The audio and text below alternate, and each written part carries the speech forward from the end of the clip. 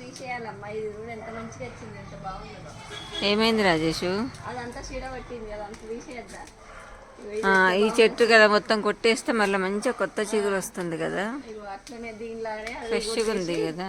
మొత్తం తీసేస్తే మంచిగా వస్తుంది కదా. ఇది చూడు ఎంత ముద్దుగా తాజాగా ఉన్నది, మంచిగా కళ్యాణం చూడు ఎంత బాగుందో, ఫ్రెష్గా బాగుంది. అవును, మరి అసలు దీనికంటే పెద్ద చెట్టు అదేనే. అదే ఫస్ట్ పెద్ద చెట్టు, కానీ అంత దాన్ని ఖరాబ్ అయిపోయింది మొత్తం.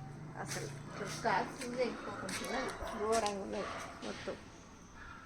తీసేద్దామా మొత్తం? మరి తీసేయాలి మొత్తం. ఎట్లా అంతా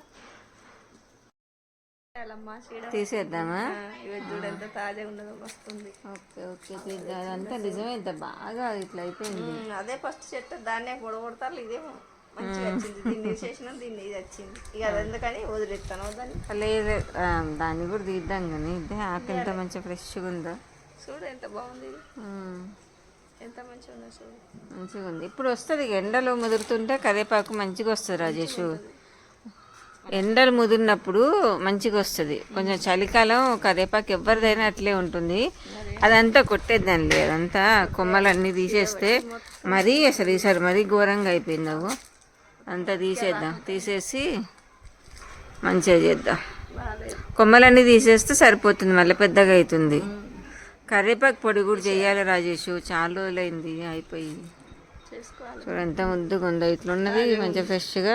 కాకపోతే కరివేపాకు పొడికి కొంచెం ముదిరిన ఆకైతేనే బాగుంటుంది. లేతదేమో కూరలకు బాగుంటుంది. ఇట్లా ఉండాలి కొంచెం. ఈ పెద్ద ఆకున్న చూడు, ఇట్లా దీనిలాగా ఉంటే కరివేపాకు పొడికి బాగుంటుంది. ఆ పైది పెద్ద కొమ్మ ఒక్కటి తెంపితే సరిపోతుంది. తెంపుతూ ఉండాలి, ఎప్పుడు తెంపినా కూడా మళ్ళీ కొత్త చిగుర్లు వస్తాయి. తెంపకుండా అట్లే ఉంటుంది, అట్లనే ఉంటుంది.